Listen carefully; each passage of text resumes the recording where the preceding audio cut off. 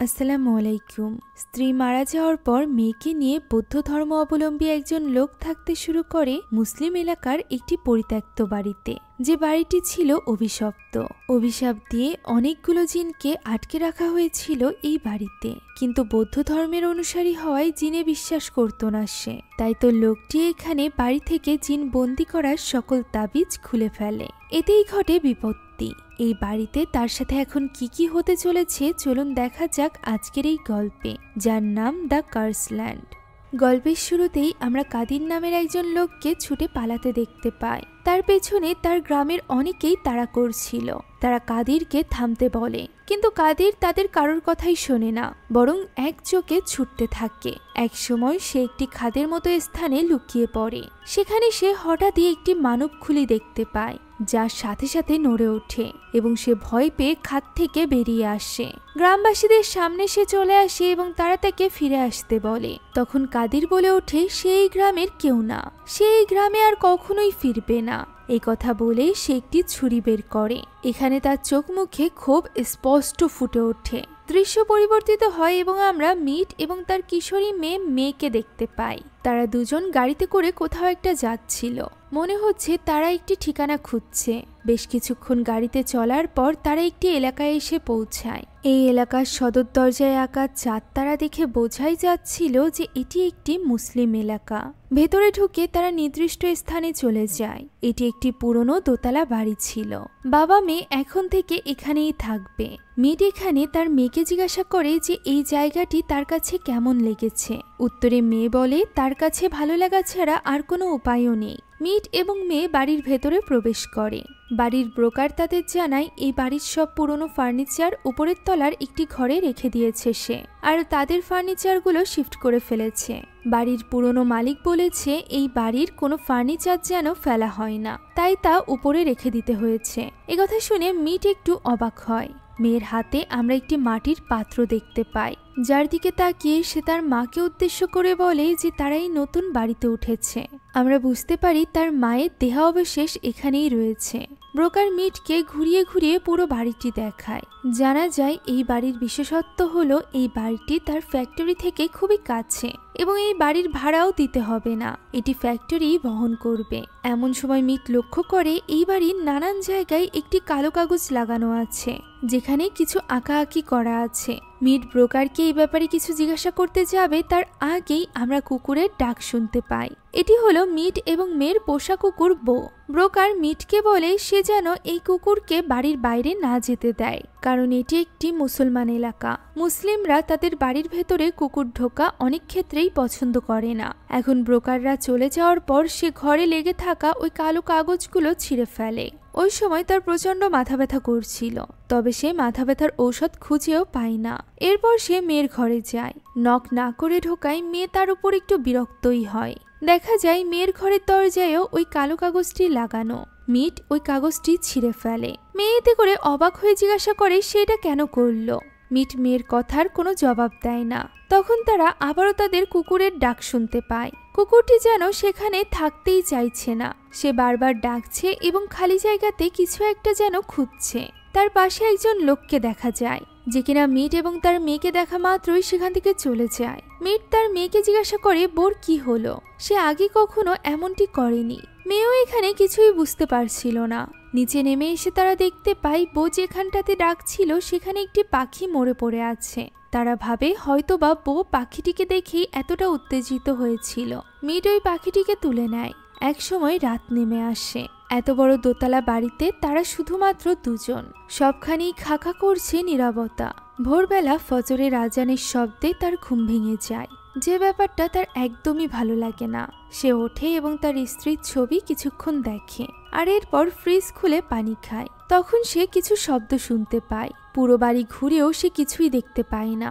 এমন সময় সে লক্ষ্য করে বাইরে সাদা পোশাক পরা কয়েকজন ছেলে মেয়েরা হেঁটে যাচ্ছে। দেখে বোঝাই যাচ্ছিল যে তারা হয়তোবা ভোরবেলা মসজিদে যাচ্ছে নামাজ এবং কোরআন পড়তে। এখন এটা বুঝতে পেরে সে চলে যায় তার বিছানায়, যেখানে শুতেই আমরা দেখতে পাই তার পেছনে থাকা তার ছায়াটি এক স্থানে আটকে গিয়েছে। সেটা তখনও পর্যন্ত বসেই ছিল। এ থেকে এটা তো স্পষ্ট যে এই বাড়িতে অস্বাভাবিক কিছু আছে। এখন ওই দিন সকালে ঘুম ভাঙতেই সে শুনতে পায় মেয়ে জোরে জোরে গান বাজাচ্ছে। সে মেয়েকে গানের ভলিউম কমাতে বলে কারখানায় চলে যায়। এই কারখানায় সে চিফ ইঞ্জিনিয়ার ছিল। কারখানায় গিয়ে সে তার ডক্টরকে কল করে এবং জানায় তার মাথা ব্যথার কথা। অন্যদিকে মেয়ে ঘুম থেকে উঠে ফ্রেশ হয়েই যায় উপরের তলার ওই ঘরে, যেখানে এই বাড়ির পুরনো জিনিসপত্র রাখা ছিল। সেখানে সে একটি ডায়েরি খুঁজে পায়। এখন তার নতুন কলেজে দেরি হয়ে যাচ্ছিল, তাই সে দ্রুত রেডি হয়ে বেরিয়ে পড়ে কলেজের জন্য। পথেই সে সকালের নাস্তা কিনতে একটি দোকানে যায়। এটি একজন মুসলমানের দোকান ছিল। তার কাছে সেখানকার খাবারগুলো বেশ সুস্বাদু মনে হয়। তবে যেহেতু এই খাবারগুলোর সাথে সে আগে থেকে পরিচিত না, তাই সে বলতে পারছিল না যে সে কি নিবে। তখনই তার বয়সী একজন মেয়ে সেখানে চলে আসে, যার পরনে ছিল তারই কলেজের ড্রেস। অর্থাৎ তারা দুজন একই কলেজে পড়ে। মেয়েটি এখানে তার হয়ে সকালের নাস্তা নিয়ে নেয়। ওই সময় মেয়ে এই দোকানে ওই লোকটিকেও দেখতে পায়, যাকে তারা গতদিন তাদের বাড়িতে দেখেছিল। এই লোকটির নাম ছিল হিম। হিমও এখানে মেয়ের দিকে বেশ সন্দেহজনকভাবেই তাকায়। এখন এই ব্যাপারটাকে ইগনোর করে তারা দুজন কলেজের উদ্দেশ্যে রওনা দেয়। পথে মেয়ে জানতে পারে এই মেয়েটি আসলে তারই ক্লাসমেট। মেয়েটির নাম ছিল ইয়াসমিন। মেয়ে ইয়াসমিনকে জিজ্ঞাসা করে যে এখানে অমুসলিম মানুষরা থাকে কিনা। উত্তরে ইয়াসমিন বলে এটি মুসলিম এলাকা হলেও এখানে অনেক বৌদ্ধরা রয়েছে, সেই সাথে অন্য ধর্ম অবলম্বীও মানুষ রয়েছে। মেয়ের কাছে এই জায়গাটা বেশ নিরিবিলি লাগছিল।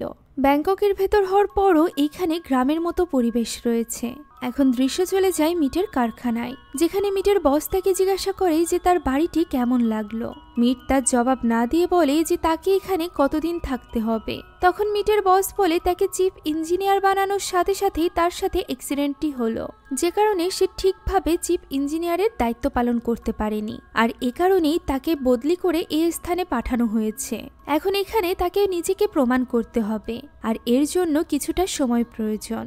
এই সময় আমরা মিটের কারখানায় হিমকেও দেখতে পাই, যে কিনা নিজেও ওই কারখানাতেই কাজ করত। এখন ওই দিন বাড়িতে যখন কেউ ছিল না, তখন বাড়ির পরিবেশটা বেশ থমথমে হয়ে আসে। আমরা বুঝতে পারি এই বাড়িতে মানুষ ছাড়াও আরো কিছুর বাস রয়েছে, যে আস্তে আস্তে করে এগোচ্ছিল ঘরের ভেতরে থাকা বউয়ের দিকে।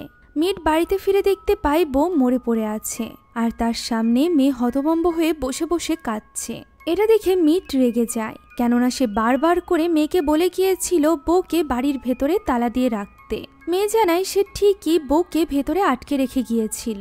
তবে মিটের এ কথা বিশ্বাস হয় না, যা দেখে মেয়ের আরো বেশি কষ্ট লাগে এবং সে কোনো রকম কথা না বাড়িয়ে ভেতরে চলে যায়। মিট না মানলেও আমরা তো জানি যে বউ ঘরের ভেতরেই ছিল। এখন মিট তাদের আঙিনায় একটি গর্ত খুঁড়ছিল বউকে কবর দেওয়ার জন্য। এই সময় সে তার ঘরের একটি দরজা খোলা দেখতে পায়। ব্রোকার তাকে জানিয়েছিল বাড়ির একটি দরজায় কিছুটা সমস্যা আছে। দরজাটি একা একাই খুলে যায়। মিট বুঝতে পারে হয়তো বা বউ এই দরজা দিয়ে বাইরে এসেছে, তাই তার এখানে মেয়ের সাথে করা খারাপ ব্যবহারের জন্য খারাপ লাগে। এ কারণে সে মেয়ের সাথে কথা বলতে ভেতরে যায়, যেখানে মেয়ে তাকে জিজ্ঞাসা করে যে সে সত্যি সত্যি বউকে মাটি চাপা দিবে কিনা। মূলত মেয়ে চাইছিল বউকে মন্দিরে দিতে, এতে করে মন্দির থেকে তার খুব সুন্দরভাবে সমাধির ব্যবস্থা করা হবে। যা শুনে মিট প্রক্ষন্তরে বলে যে সে মন্দিরে কখনোই যেতে চায় না। এর কারণ আমরা আস্তে আস্তে জানতে পারবো। আপাতত মিট যখন কবর খুঁড়ছিল তখন একজন লোক আসে এবং জানায় সে তার প্রতিবেশী। তার স্ত্রী একটি তরকারি রান্না করে তার পরিবারের জন্য পাঠিয়েছে। মিটও এখানে তার কাছ থেকে খাবারটি নিয়ে নেয়। তখন লোকটি মিটকে বলে মিটের উচিত তার বাড়িতে দোয়া কালাম পড়িয়ে পবিত্র করার ব্যবস্থা করা। এই ব্যাপারে সে মসজিদের ইমামকে বলে রেখেছে। মিট এই ব্যাপারে কিছুই বলে না। তবে মিট বলে যে সে যদি কোনো কুকুর পালে তাহলে এতে কারোর কোনো সমস্যা হবে কিনা। লোকটি বলে কারো কোনো সমস্যা হওয়ার কথা না। এ কথা বলে লোকটি সেখান থেকে চলে যায়। মিট এখানে লোকটির সাথে বেশ ভালো ব্যবহার করলেও ঘরের মধ্যে ঢুকেই সে ওই খাবারটি ডাস্টবিনে ফেলে দেয়, যা দেখে মেয়ে একটু অবাক হয়। তখন মিট বলে তার ধারণা বউকে কেউ বিষ খাইয়েছে, কেননা ব্রোকার তাকে বলেছিল মুসলিমরা কুকুর পছন্দ করে না। আর হয়তো বা গতকাল তার বাড়িতে আসা ওই লোকটি তার কুকুরটিকে বিষ খাইয়েছে, অর্থাৎ সে এখানে হিমের কথা বলছিল। এখন ওই রাতে মেয়ের খালা তাদের সাথে দেখা করতে আসে। মেয়ের খালা বলে যে তার বাবা অর্থাৎ মেয়ের নানা চাই মেয়ে তাদের সাথে থাকুক। আসলে মেয়ের নানার সাথে মিটের সম্পর্ক খুব একটা ভালো ছিল না, কারণ তার ধারণা মিটের গাফিলতির কারণেই তার মেয়ে অর্থাৎ মেয়ের মায়ের অ্যাক্সিডেন্ট হয়েছে এবং সে মারা গিয়েছে। এমনকি এই কারণে সে মিটদের বাড়িতেও মিটকে থাকতে দিতে চাইছিল না, কেননা মিটরা মূলত মিটের স্ত্রীর বাড়িতে থাকতো, যেটা এখন তার বাবা অর্থাৎ মেয়ের নানার কবজায় ছিল। এই নিয়ে মিট এবং তার শালীর মধ্যে বেশ কিছুক্ষণ কথা কাটাকাটি হয়। এরই মাঝে হঠাৎ করে মেয়ের খালাতো ভাই চিৎকার করে বলে এখানে একটি পাখির খাঁচা আছে, যা শুনে মিট একটু অবাক হয়, কারণ তারা তো কোনো পাখির খাঁচা আনেনি, আর এই বাড়ির যা জিনিসপত্র তা উপরের রুমে রয়েছে। তাই সে এখানে মেয়েকে জিজ্ঞাসা করে যে ওই পাখির খাঁচাটা সে উপর থেকে এনেছে কিনা। মেয়ে জানায় সে এমনটি কিছুই করেনি। এমন সময় হঠাৎই মিট কিছু একটা শব্দ শুনতে পায়। সে বলে ওঠে উপরে কেউ একজন আছে। তবে অবাক করা বিষয় হলো মিট ছাড়া আর কেউই এই শব্দ শুনতে পাচ্ছিল না। তবে ইতিমধ্যে এই শব্দ শুনে পাগলের মতো মিট ছুটাছুটি করছিল, যেটা দেখে মেয়ে চিন্তিত হয়ে পড়ে নিজের বাবাকে নিয়ে। তাই তো সে তার খালামণিকে জানিয়ে দেয় যে সে তার সাথে যাবে না, এই মুহূর্তে তার বাবার তাকে প্রয়োজন। তাই তো হার মেনে মেয়ের খালামণি সেখান থেকে চলে যায়। তাকে বিদায় দিতেই মিট দেখতে পায় ওই লোকটি তখনও তাদের বাড়ির গেটের সামনে, যে কিনা তাদেরকে দেখা মাত্রই সেখান থেকে দৌড়ে পালিয়ে যায়। মিট তার পিছু করে, তবে তাকে ধরতে পারে না। তখনই সে দেখতে পায় তার বাড়ির মেন দরজায় ওই লোকটি অর্থাৎ হিম কিছু একটা কালি দিয়ে এঁকে গিয়েছে, যেটা সে হাত দিয়ে মুছে দেয়। এখন ওই দিনও তার ভোর রাতে অর্থাৎ ফজরের আজানের সময় ঘুম ভেঙে যায়, কেননা উপরের ফ্লোরে মনে হচ্ছিল কেউ যেন হাঁটাহাঁটি করছে। এই সব কিছু মিলে মিট বেশ অতিষ্ঠ ছিল, তার যেন কষ্ট হচ্ছিল। সে সেখানেই বসেছিল, তখনই তার পেছনে আমরা একটা ছায়াকে দেখতে পাই, যাকে মিট লক্ষ্য করে না। এখন সকালবেলা আমরা মেয়ের হাতে ওই পুরনো ডায়েরিটি দেখতে পাই, যা সে বাড়ির পুরনো জিনিসের মধ্য থেকে পেয়েছিল। বাবা তাড়া দেওয়ায় সে কলেজের জন্য দ্রুত তৈরি হয়ে বের হয়। মিট মেয়েকে জানায় যে সে এখনো পর্যন্ত তার ঔষধের বক্সটি খুঁজে পায়নি, এ কারণে সে তার মাথা ব্যথার ঔষধও খেতে পারছে না। যা শুনে মেয়ে তার বাবাকে ডাক্তার দেখাতে বলে। ওই অ্যাক্সিডেন্টের পর থেকেই তার বাবা কোনো ধরনের চেক আপ করায়নি। তবে মিট তার কথায় খুব একটা গুরুত্ব দেয় না, যে ব্যাপারটা নিয়ে মেয়ের বেশ রাগ হয়। মাঝ রাস্তায় মিট সেই দোকানটির সামনে নামে, যে দোকানটি থেকে মেয়ে গতদিন খাবার কিনেছিল। মূলত সে এখানে নেমেছিল হিমকে দেখে। সে সরাসরি গাড়ি থেকে নেমে হিমের কাছে যায় এবং তাকে জিজ্ঞাসা করে গতরাতে সে তার বাড়ির সামনে কেন গিয়েছিল। হিম বলে সে তাকে সাহায্য করতে গিয়েছিল তার কুকুরটিকে দাফন করাতে। যা শুনে অবাক হয়ে মিট জিজ্ঞাসা করে যে সে কি করে জানলো যে তার কুকুরটি মারা গিয়েছে। উত্তরে হিম বলে তাকে মান বলেছে। মান ওই প্রতিবেশী ছিল যে কিনা সেদিন মিটকে তার বাড়িতে খাবার দিতে গিয়েছিল। তবে মান এখানে পুরোপুরি অস্বীকার করে যে সে হিমকে এমন কিছুই বলেনি। তাই এবার মিট হিমের উপর ভীষণ রেগে যায়। তখন হিম খুব অদ্ভুত কিছু কথা বলতে থাকে, যেমন সুলাইমান আলাইহিসসালামের সময়ও লোকেরা তার কথা না মেনে শয়তানের অনুসারী হতো, কালো জাদু করত এবং মানুষকে কালো জাদু করা শেখাতো। মানুষ মূলত অবিশ্বাসের কারণেই এই সকল কাজ করত। তার এইসব কথা শুনে মিট আরো বেশি রেগে যায় এবং তাকে মারতে উদ্যত হয়। তখন মিটের প্রতিবেশী এবং মেয়ে মিলে তাকে সামলে নেয়। মিটের প্রতিবেশীর মতে হিম এক সময় কালো জাদু করত, যার কারণে তার ভালোর থেকে খারাপ বেশি হয়েছে। তাই এখন সে সকলকে এইসব কথা বলে বেড়ায়। তাই মিটও যেন বাকিদের মতো তার কথা ইগনোর করে। এখন মিট তার মেয়েকে নিয়ে সেখান থেকে চলে যায়। এখন কলেজে পৌঁছে মেয়ে ক্লাসে যায়, যেখানে প্রফেসরের বলা একটা কথা তার কানে লাগে, যে বাড়ি সবসময় প্রাণহীন নয়, এটি অনেক সময় জীবন্ত হয়ে যায়, রক্ত মাংসের মানুষের মতো আচরণ করে।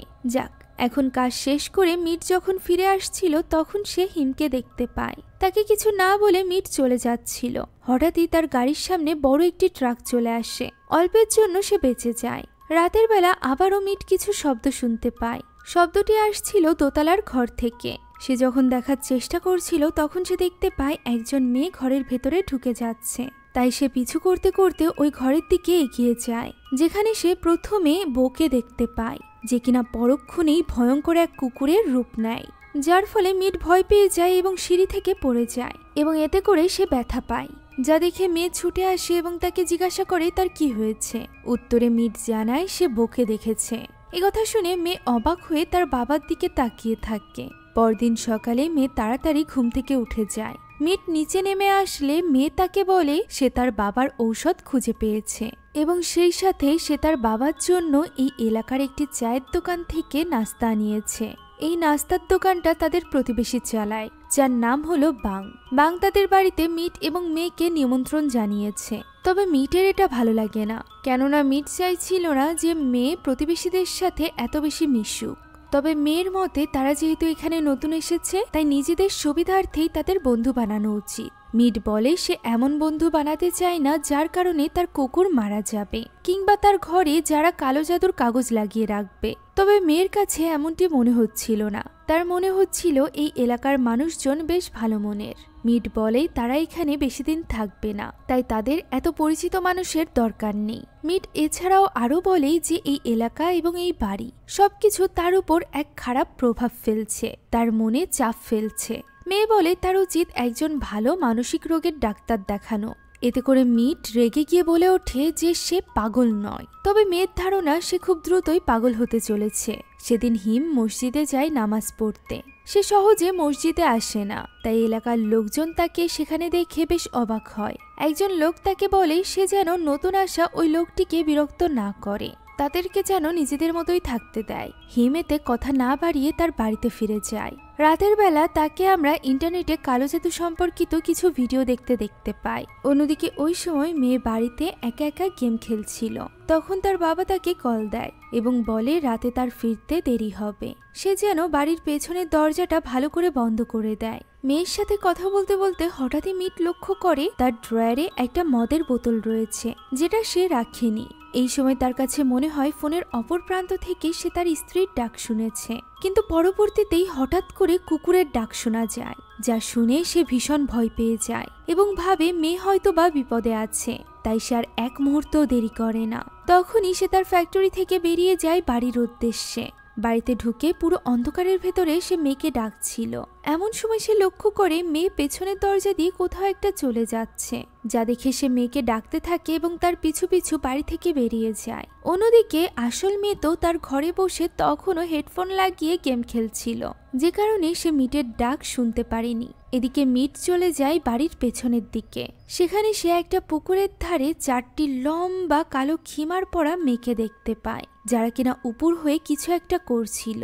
ডাক দিতেই তারা উঠে দাঁড়ায় এবং মিটের দিকে ঘুরে তাকায়। দেখা যায় তাদের তো মুখমণ্ডলই নেই। পর মুহূর্তেই তারা পরিণত হয় কালো কাকে, যা দেখে মিট ভয় পেয়ে যায় এবং এই হট্টগোলে পুকুরের পানিতে পড়ে যায়। বাবার শব্দ শুনে ততক্ষণে মেয়ে সেখানে চলে এসেছিল। মিট তখনও পর্যন্ত বুঝছিল না যে সে এইমাত্র কি দেখেছে। সে আশেপাশে ভালো করে দেখছিল। এখন এখান থেকে দৃশ্য পরিবর্তিত হয় এবং পরদিন সকালের দৃশ্য দেখতে পাই, যেখানে আমরা এই ফাঁকা বাড়িতে কারোর একটা উপস্থিতি দেখতে পাই। পুরো বাড়িতে ছায়ার মতো কেউ ঘুরে বেড়াচ্ছিল। ওই দিন দুপুরে মেয়ে তার বাবাকে নিয়ে বাঙের নিমন্ত্রণ রক্ষা করতে যায়। বাঙের মেয়েই ছিল মেয়ের বন্ধু ইয়াসমিন, যে কিনা তাকে দেখে ভীষণ খুশি হয়ে যায়। সেখানে রান্নার জন্য গরু জবাই করা হচ্ছিল, যা দেখে মিটের একদমই ভালো লাগে না। অন্যদিকে মেয়েকে ইয়াসমিন তার সাথে করে খাবারের জন্য নিয়ে যায়। মেয়েদের এবং ছেলেদের খাবারের স্থান আলাদা ছিল। সেখানে মেয়ে ইয়াসমিনকে জিজ্ঞাসা করে যে এই উৎসবটি কিসের উৎসব। উত্তরে ইয়াসমিন জানায় তার ভাইয়ের সুন্নতে খাতনা দেওয়া হয়েছে। এখন এখান থেকে উপরে পুরুষদের জন্য আলাদা করে খাবারের ঘর ছিল। সেখানে একটা টেবিলে নিয়ে বসিয়ে দেওয়া হয় মিটকে। মিট এখানে আশপাশটা ভালো করে দেখে সেখানে থাকা লোককে জিজ্ঞাসা করে হিম নামের ওই লোকটি এসেছে কিনা। তার পাশে বসা লোকটি উত্তরে বলে হিম আসেনি, তাকে হয়তোবা নিমন্ত্রণই করা হয়নি, কেননা তাকে গ্রামের লোকজন অতটা পছন্দ করে না। তাই লোকটি মিটকে বলে যে হিম যদি তাদেরকে বিরক্ত করে তাহলে সে যেন এই লোকটিকে জানায়। তখন মিট জানতে চায় হিমের সমস্যা আসলে কি। লোকটি উত্তরে বলে হিম একজন ভালো ছেলে ছিল, সে খুবই সুন্দর করে কোরআন তেলাওয়াত করতে পারত। এরপর সে পড়াশোনা করার জন্য দূরে দক্ষিণের দিকে যায়। সেখানে তার কি হয়েছিল তা কেউই জানে না, তবে সে কালো জাদু চর্চা শুরু করে দেয়। এখানে থাকা আরেকজন লোক মিটকে জিজ্ঞাসা করে সে পায়ে ব্যথা পেল কিভাবে। মিট বলে সে অন্ধকারে ঘরে পড়ে গিয়েছিল। লোকটি যখন বলে সে ভেবেছে অন্য কিছু, সে হয়তো বা কোনো কিছু দেখেছে পুরনো বাড়িতে যা দেখা যায়। তাদের এই কথাবার্তা শুনে মিট বেশ অবাক হয়। বাং বলে সে আগেই বলেছিল মিট যেন তার বাড়ি পবিত্র করিয়ে নেয়। কথা বলতে বলতে মিট দেখতে পায় তার পায়ের আঘাত থেকে রক্ত পড়ছে। তখনই তার কিছু একটা হয়ে যায়, তার ওই গরুর রক্তের কথা মনে পড়ে যায়। এছাড়াও তার বাড়িতে বিভিন্ন অসংলগ্ন ঘটনার কথা, বোর মৃতদেহের কথা এসব মনে পড়তে থাকে। তার মনে হয় উপস্থিত সবাই একযোগে তাকে দেখে হাসছে। সে চিৎকার করে সেখান থেকে বেরিয়ে চলে যায়। সে যখন এইভাবে বেরিয়ে যাচ্ছিল তখন মেয়ে তাকে দেখে অবাক হয়ে যায় এবং তার পিছু পিছু সেও ওইখান থেকে বেরিয়ে আসে। মিট নিজেদের বাড়িতে গিয়ে বড় বড় করে নিঃশ্বাস ফেলতে থাকে এবং বলতে থাকে সে এখান থেকে চলে যাবে। এরা কেউই ভালো নয়, এরা সবাই বোকে মেরে ফেলেছে, তাদের কালো জাদু করেছে। তারা যেভাবে করে গরু জবাই দিতে পারে সব খারাপ কাজও করতে পারে। মিট বলতে থাকে প্রতিদিন সকালবেলা সে কিছু শব্দ শুনতে পায় যা তার একদমই সহ্য হয় না। অর্থাৎ মিট এখানে আজানের কথা বলছিল। মিট তার পায়ের ঘাটাকে মেয়েকে দেখায় এবং বলে এদের কারণেই এই ঘা হয়েছে। মেয়ে অবাক হয়ে বলে যে তার পায়ে কোনো ঘা নেই। আমরাও দেখতে পাই তার পায়ে সত্যিই কোনো ক্ষত নেই। এতক্ষণে সে এইসব কিছু কল্পনা করছিল। মিট তাকে বলে হিম তাদের উপর কালো জাদু করেছে। মেয়ে তার বাবাকে বলে নিজেকে সামলে নিতে। তার বাবা যদি নিজেকে না সামলায় তাহলে সে তার খালামণিকে কল করে বলবে তাকে নিয়ে যেতে। এ কথা শুনে মিট নিজেকে সামলে নেয় এবং তার মেয়েকে সরি বলে। মেয়ে বলে সে যদি এখানে থাকতে না চায় তাহলে তারা অন্য বাড়ি খুঁজে দেখতে পারে, আর এখানে যদি তাদের থাকতেই হয় তাহলে তারা এই বাড়িটিকে কোনো একজন সাধুকে এনে মন্ত্রপুত করতে পারে। তবে এরপরও যদি তাদের সমস্যার সমাধান না হয় তাহলে মিটকে তার মেয়ের কথা মোতাবেক একজন মানসিক রোগের ডক্টরের কাছে যেতে হবে। মিট এই কথাই রাজি হয়ে যায়। তাই তো সে পরদিনই একটা বৌদ্ধ মন্দিরে যায় এবং সে প্রার্থনা করে। তার স্ত্রী মারা যাওয়ার পর এই প্রথম সে আবারও মন্দিরে এসেছিল। আর এরপর মেয়ে নিজেদের সাথে করে বৌদ্ধ পণ্ডিতদেরকে নিজেদের বাড়িতে নিয়ে যায়। সেখানে তারা পবিত্র পানি পুরো বাড়ির আশেপাশে ছড়ায়। আর এরপর গর্ত খুঁড়ে ওই আঙিনায় একটি ছুরি পাওয়া যায়। এটা দেখতে বেশ অদ্ভুত ছিল। মেয়ে বলে সেই ছুরিটি রেখে দিতে চায়। পণ্ডিত বলে এই ছুরিটি রেখে দেওয়াই তাদের উচিত হবে না। মেয়ে তবুও ছুরিটি রাখতে চায়। এখানে পূজা করার সময় পণ্ডিত খুবই অদ্ভুতভাবে মিটের দিকে তাকিয়েছিল, যেন সে কোনো কিছু অনুভব করতে পারছিল। এখন পূজা পাঠ শেষে তারা ওই বাড়ির আঙিনায় একটা মন্দির স্থাপন করে দেয়। এই ছোট ছোট মন্দির থাইল্যান্ডে প্রায় সকলের বাড়িতেই থাকে যারা কিনা বৌদ্ধ ধর্ম অবলম্বী। এখন দৃশ্য পরিবর্তিত হয় এবং আমরা দেখতে পাই পরদিন ভোরবেলাতেও ফজরের আজানের শব্দে মিটের ঘুম ভেঙে যায়। এই আজানের সময় আমরা বাইরে স্থাপন করা ওই মন্দিরটিকে দেখতে পাই যার আশেপাশের মাটিও যেন কাঁপছিল। ছটফটিয়ে ঘুম থেকে উঠেই মিট শুনতে পায় দরজায় কিছু অদ্ভুত শব্দ হচ্ছে। আজ প্রথমবারের মতো সে দেওয়ালে ওই ছায়াটিকে দেখতে পায়। ওই দিন তার ফ্যাক্টরিতে একটি দুর্ঘটনা ঘটে।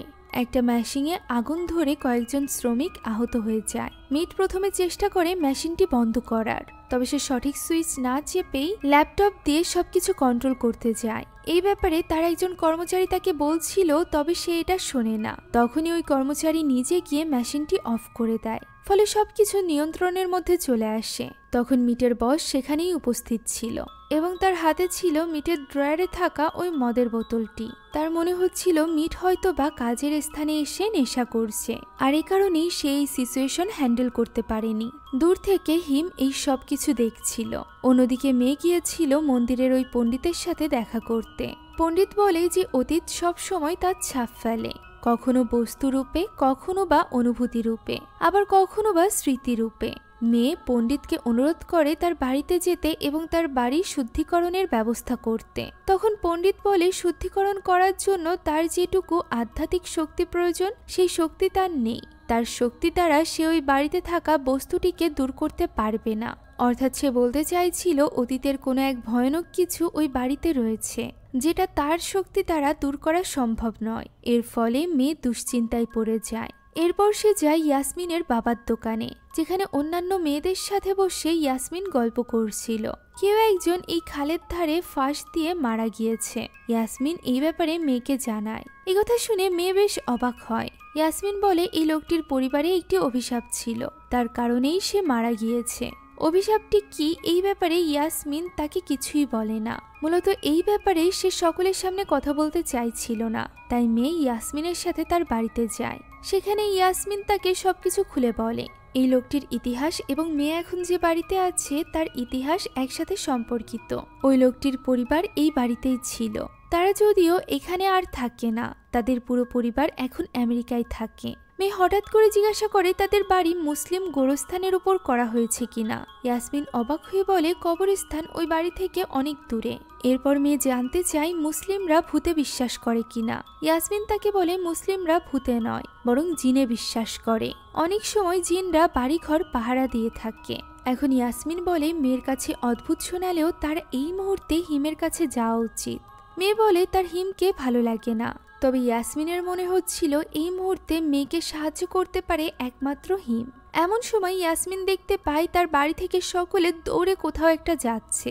এই ব্যাপারে জিজ্ঞাসা করলে ইয়াসমিনের বাবা জানায় আরও একটি মৃতদেহ গাছের সাথে ঝুলে আছে, যা শুনে ইয়াসমিনের সাথে সাথে মেয়েও সেখানে গিয়ে উপস্থিত হয়। পুলিশ মৃতদেহটি গাছ থেকে নামায় এবং অ্যাম্বুলেন্সে তুলে নেয়। এরই মধ্যে ইয়াসমিন মেয়েকে নিয়ে হিমের বাড়িতে চলে যায়। মেয়ে হিমকে বলে তার বাবা খুবই অসুস্থ, তার ধারণা তার বাবাকে কেউ কালো জাদু করেছে, হিম যেন তাকে সাহায্য করে। মেয়ে এখানে হিমের বাড়িতে বেশ অদ্ভুত অদ্ভুত পেপার কাটিংও দেখতে পায়। তখন হিম মেয়েকে বলে যে তার মতে মেয়েদের উচিত ওই বাড়ি থেকে চলে যাওয়া। মেয়ে জিজ্ঞাসা করে সে কি চায় না তার আশেপাশে অমুসলিমরা থাকুক।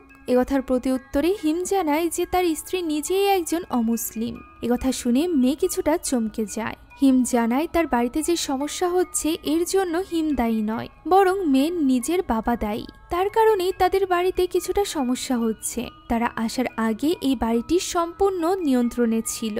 সে কিছু তাবিজ লিখে ওই বাড়িতে ঝুলিয়ে রেখেছিল যাতে করে সমস্যা না হয়, কিন্তু তার বাবা আসা মাত্রই সব ছিঁড়ে ফেলেছে এবং বাড়িতে বিপদ ঢুকেছে। আমরা বুঝতে পারি কেন হিম বারবার ওই বাড়ির আশেপাশে থাকতো। সে আসলে ওই বাড়িটি নিরাপদ রাখতে চাইছিল। হিম বলে তাদের ওই বাড়িটি ছেড়ে চলে যাওয়া উচিত। তার বাবাও সাসপেন্ড হয়ে গিয়েছে। একথা শুনে মেয়ে একটু অবাক হয়। সে এই খবর জানতো না। তার বাবা তাকে এখনো পর্যন্ত কিছু বলেনি। বাড়ি ফিরে গিয়ে মেয়ে তার ঘরে মেঝেতে রক্ত দেখতে পায়।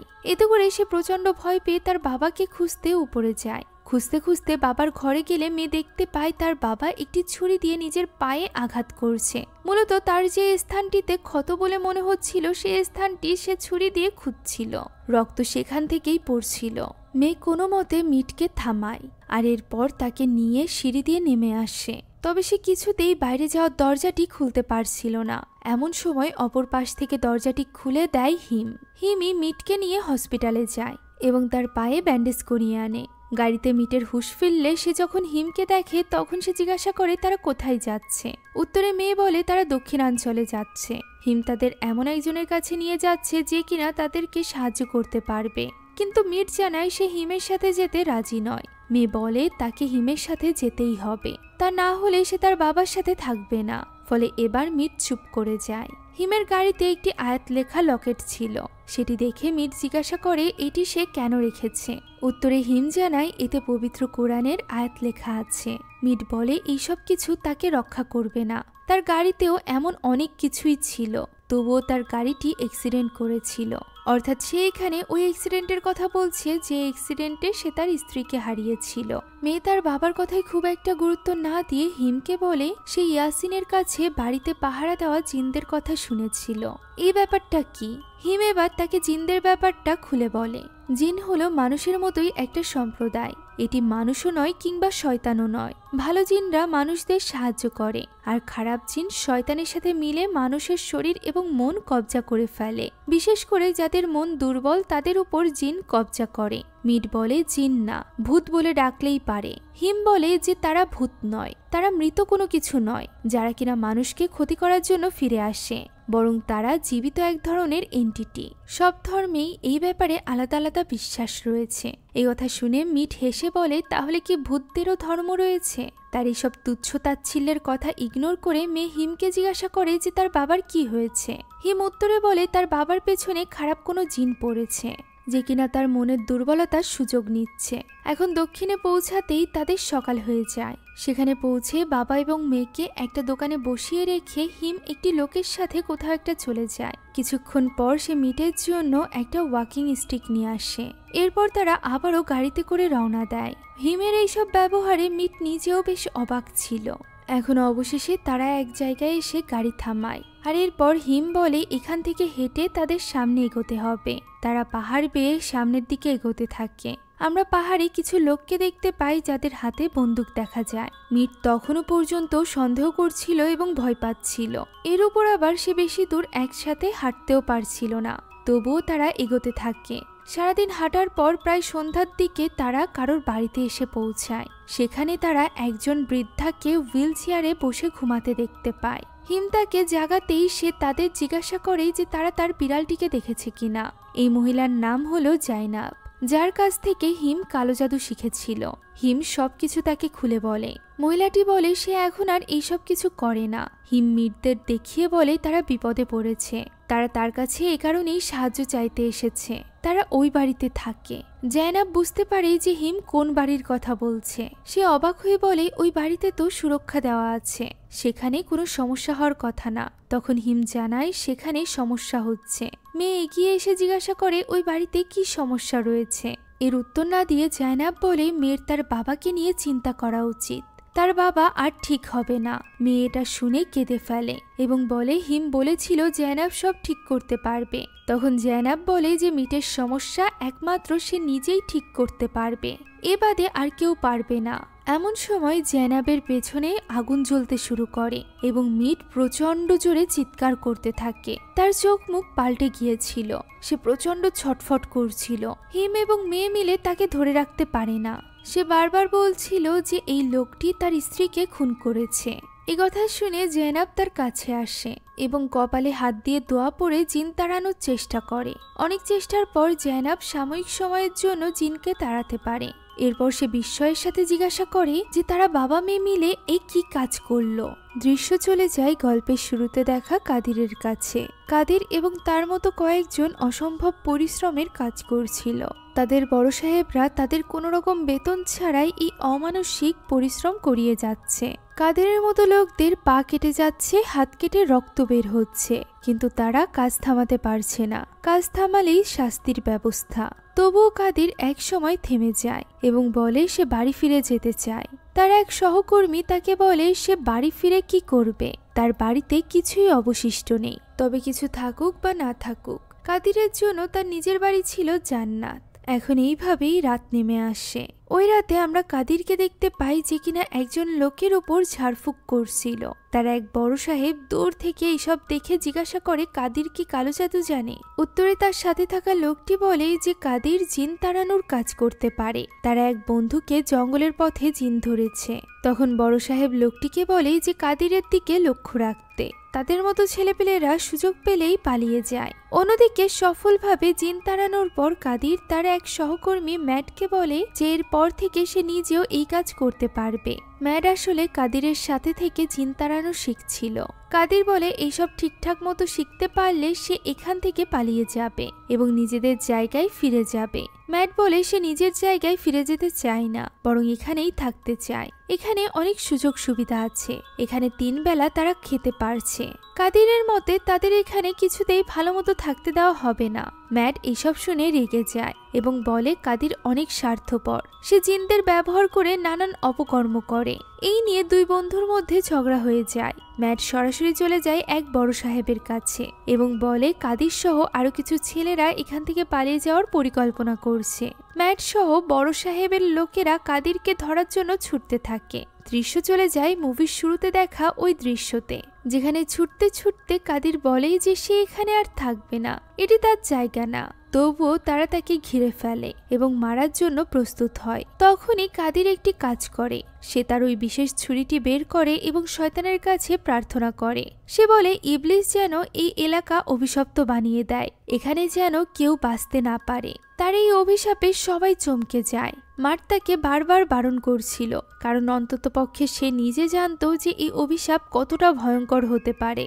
এখন এই সব কিছুর শাস্তিস্বরূপ কাদিরকে মেরে ফেলার হুকুম দেওয়া হয়, যে জিনিসের বিরুদ্ধে ছিল মার্ট। মার্ট অনেক রিকোয়েস্ট করে যে তারা যেন তাকে না মেরে ফেলে, তবে এই কথা কেউ শোনে না। মার্টের সামনেই কাদিরের গলা কেটে তাকে মেরে ফেলা হয়। বড় সাহেব জানতো যে মার্ট নিজেও কাদিরের কাছ থেকে এইসব কালো জাদু শিখেছে, তাই সে মার্টকে বলে অভিশাপ কাটানোর ব্যবস্থা করতে। তবে মার্ট তা করে না, বরং সে নিজেই এবার প্রতিবাদী হয়ে যায়। সে এমন ধরনের কুফরি কালাম করে যে সেখানে থাকা প্রত্যেক দেখে তখনই মারা যায়। মাঠ কাদিরের ওই ছুরিটি গর্ত করে মাটিতে পুঁতে রাখে।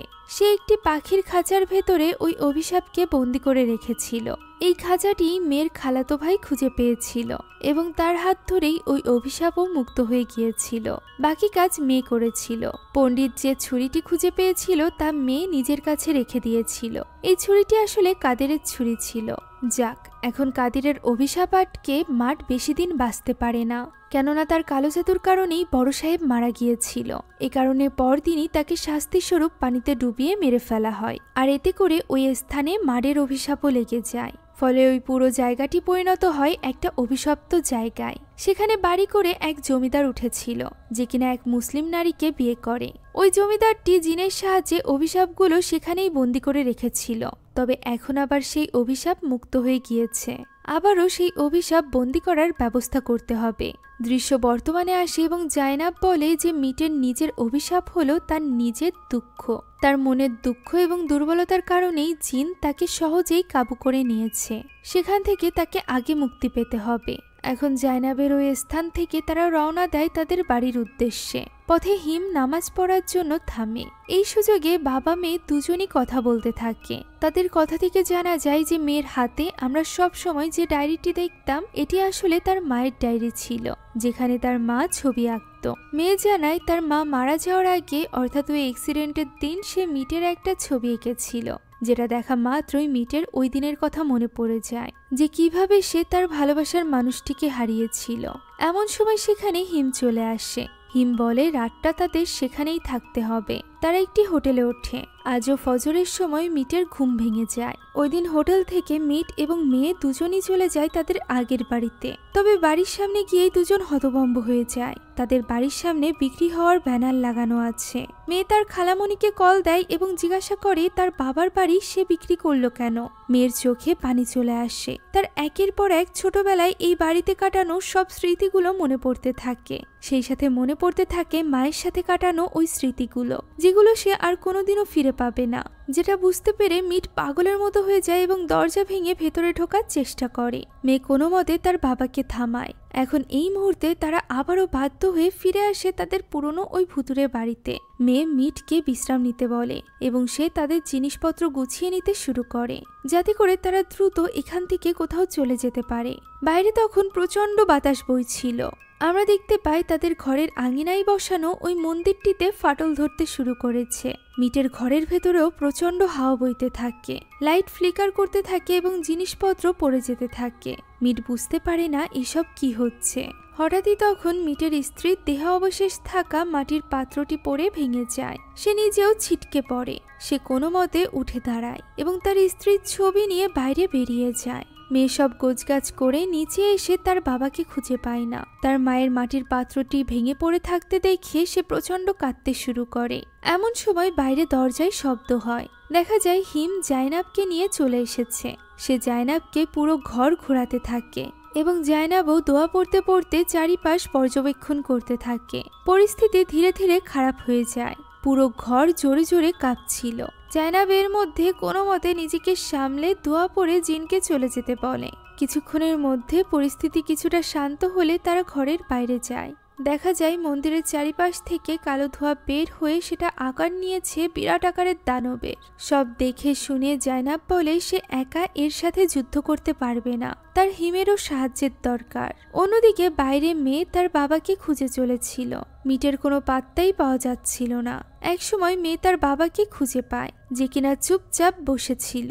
মেয়ে তার বাবাকে গিয়ে জিজ্ঞাসা করে যে সে এখানে কেন এলো। মিট তখন আবারও ছটফট করতে শুরু করে। তার স্ত্রীর ছবি হাত থেকে ফেলে দেয়।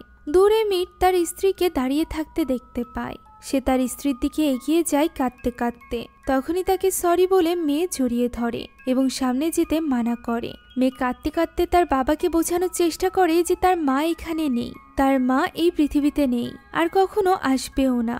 মিট মেয়ের কথা শুনতে চায় না। তখন মিটের হুঁশ ফেরানোর জন্য মেয়ে তার হাতে নক করতে থাকে। নক করাটা তাদের পরিবারের 3 জনের একরকম খেলা ছিল। এভাবে করে তারা একে অপরকে ডাকত। এর সাথে মিটের অতীতের স্মৃতি মনে পড়তে থাকে। তাদের তিনজনের একসাথে কাটানো সুন্দর মুহূর্তগুলো সব তার চোখের সামনে ভাসতে থাকে। এতে করে তার হুঁশ ফিরে আসে এবং সে তার মেয়েকে জড়িয়ে ধরে। অন্যদিকে হিম এবং জায়নাব যুদ্ধ চালিয়ে যাচ্ছিল ওই জিনের সাথে। এমন সময় সেখানে অভিশাপ কাদেরের রূপ নেয়, যে কিনা ওই মন্দিরটি নিজের হাতে তুলে নেয় আর এরপর জায়নাবকে তার হুইল চেয়ার সহ শূন্যে ভাসিয়ে দেয়। কাদের হিস হিসিয়ে জায়নাবকে বলতে থাকে তার এবং কাদিরের মধ্যে কোনো পার্থক্য নেই, তারা দুজনই সৃষ্টিকর্তার বাইরে অন্য কিছুর উপর বিশ্বাস করতে শুরু করেছে। তারা দুজনই অন্ধকারের পূজারী, তারা দুজনই জিনকে ব্যবহার করছে। এ কথা বলতে বলতে কাদিরের রূপ নেওয়া জিনটি জায়নাবকে শূন্য থেকে মাটিতে ফেলে দেয়। এবার কাদিরের রূপ থেকে সেটা ভয়ানক এক আকৃতি নিতে থাকে। জায়নাব কোনো মতে মাটি থেকে তার তসবি তুলে নেয়। এরপর সে দোয়া কালাম পড়তে আরম্ভ করে। জিনও তার চেষ্টা চালিয়ে যায় এবং অভিশাপের মন্ত্রটি বারবার আওড়াতে থাকে। ইবলিসকে ডাকা যে মন্ত্রটি পড়ে কাদির অভিশাপ দিয়েছিল। ভালো মন্দের যুদ্ধ চলতে থাকে। মেয়ে এবং মীর দূর থেকে এই অদ্ভুত দৃশ্য দেখছিল। হিম তার ছোট্ট কোরআনটি নিয়ে এক নাগারে তা পড়তে থাকে। সে যখন আয়াতুল কুরসি পড়ছিল তখন এর ফাঁকে আমরা কাদিরের একটি ফ্ল্যাশব্যাক দেখতে পাই। মার একদিন তাকে বুঝিয়ে বলেছিল যে এখানে তারা যথেষ্ট খাবার পাচ্ছে, যদিও তারা এখানে দাস হিসাবে আছে। কাদির বলে খাবার পৃথিবীর সবখানেই আছে, তবে নিজের ঘরে থাকার ব্যাপারটা অন্যরকম। এ থেকেই বোঝা যায় যে তার বাড়ি ফেরার আকুলতা কতটা বেশি ছিল। অন্যদিকে জায়নাব এবং হিমের চেষ্টায় কাদির দুর্বল হয়ে যায় এবং হাওয়ায় মিলিয়ে যায়। হিম পবিত্র স্থাপনার নিচেই মাটিতে একটি হাড় পায়, যেটাতে কাদিরের ব্যাপারে কিছু একটা লেখা ছিল। এই হাড়ের টুকরোটি জায়নাবের হাতে তুলে দেয় হিম। পরম শ্রদ্ধার সাথে জায়নাব তা তুলে নেয়। জায়নাব তাদের দিকে ফিরে বলে কাদির হলো তার পূর্বপুরুষ, তাই সে এতদিন পর এসেছে কাদিরকে বাড়িতে ফিরিয়ে নিয়ে যেতে। আমরা বুঝতে পারি এই হাড়টি মূলত কাদিরের ছিল। দূরে আমরা কাদিরের কারিন জিনকে দেখতে পাই, যে কিনা হাসি মুখে তাদের দিকে তাকিয়ে আছে। সে সারাটা জীবন তার বাড়িতে ফিরে যেতে চেয়েছিল। এখন এই সব কিছু শেষে ফাইনালি তার বাড়িতে ফেরা হচ্ছে। এখন তার আত্মা মুক্তি পাবে খারাপ জিন এবং শয়তান থেকে। এরপর আমরা পরদিনের দৃশ্য দেখতে পাই, যেখানে কাদিরের জন্য দোয়া করা হচ্ছিল। সেখানে হিম, জায়নাব ছাড়াও ইয়াসমিন, তার বাবা আরো অনেকেই ছিল। দোয়া শেষে খেতে খেতে মিট বলে সে শুনেছে দক্ষিণাঞ্চলে এখনো ঝামেলা হচ্ছে, তাই এখনই জায়নাবের বাড়িতে ফেরা উচিত হবে না। তবে হিমের এমনটি মনে হতো না। তার মতে জায়নাবের বাড়ি সেখানে, তাই সেখানকার যে পরিস্থিতিই হোক না কেন তার নিজের বাড়িতে ফিরে যেতে হবে। কাদিরের দেহাবশেষ নিয়ে জায়নাব ফিরে যায় দক্ষিণাঞ্চলে। মিট এবং মেয়ে ওই বাড়িতে শান্তিমতো করে বসবাস করে। তবে আসলেই কি সব ঠিক হয়ে গিয়েছিল? এতগুলো অভিশাপ, এতগুলো জিনকে কি এত সহজে এই বাড়ি থেকে তাড়ানো সম্ভব? পরদিন দুপুরের দৃশ্য আমরা দেখতে পাই, যেখানে তাদের বাড়ির পেছনের দরজায় আবারও শব্দ শোনা যায়। দরজাটি একা একা ভয়ানকভাবে খুলে যাওয়ার সাথে সাথে এই গল্পটি এখানেই শেষ হয়ে যায়। আশা করছি গল্পটি আপনাদের কাছে ভালো লেগেছে। ভালো লেগে থাকলে আমাদের চ্যানেলটিকে সাবস্ক্রাইব করতে ভুলবেন না। আপনারা আমার মতো মুভি লাভার্সদের জন্য আমরা নিয়ে এসেছি সুলভ মূল্যে নেটফ্লিক্সের সাবস্ক্রিপশন, যেটি পেয়ে যাবেন আমাদের ফেসবুক পেজ এইচপি শপে। পেজের লিঙ্ক ডেসক্রিপশন বক্সে পেয়ে যাবেন। Thank you so much for watching this video. আল্লাহ হাফেজ।